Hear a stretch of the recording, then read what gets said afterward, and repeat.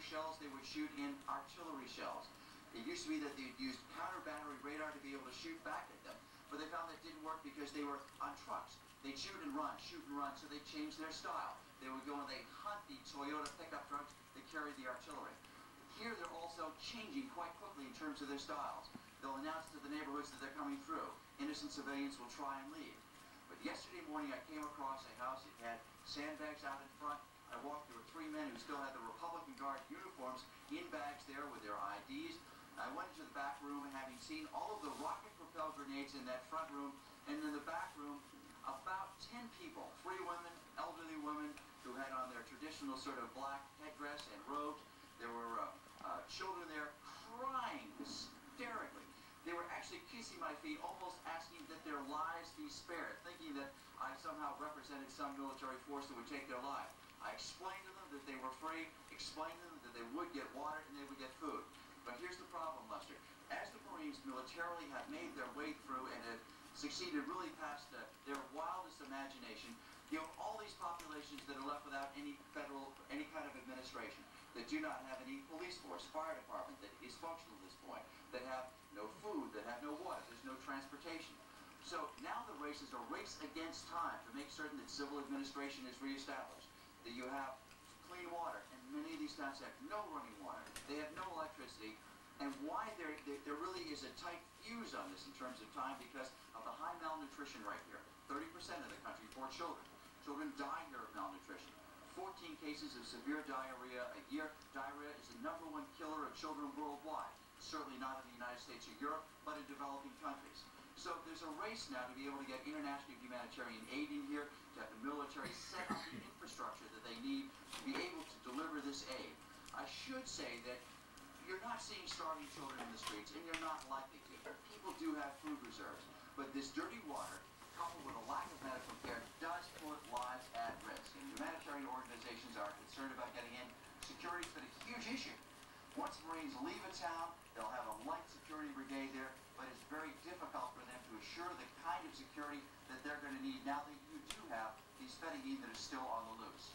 Bob Arnott in Baghdad. Bob, thanks very much. We'll check back with you. And if you were just joining us, if you've been away from the television set today, they've been remarkable pictures, and we're not quite sure. Kid riding on that statue they're dragging down the street. Rather clear that the regime, as the U.S. has called it, the government of Iraq seems to have lost control, which is not to say the U.S. has total military control of Baghdad or Iraq for that matter, but clearly moved into the center of town, a largely business government district, not residential, and a symbolic show of force in that area greeted with open arms, flag waving, and citizens taking it upon themselves and joining with U.S. Marines to topple a huge statue in the square of Saddam Hussein.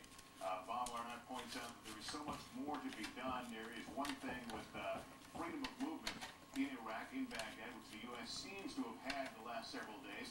There's a difference between freedom of movement and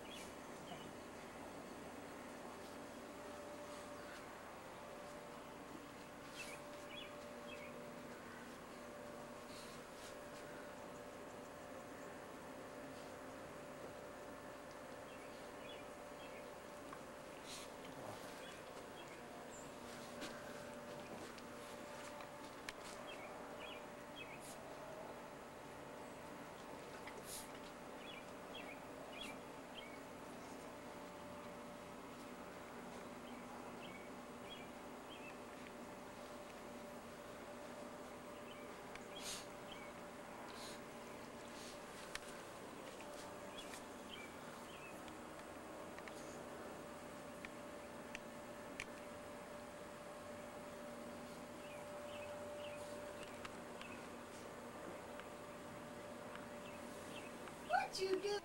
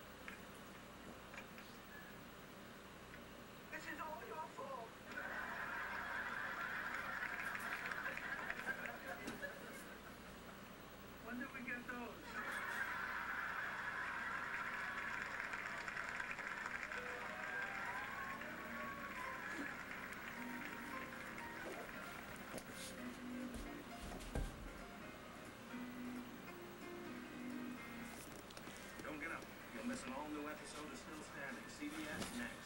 Thursday, an explosion rocks CSI. Good luck to that. And you won't believe who's responsible. Without the people, there is no lab. Only CSI. Then, never panics at a rental drop.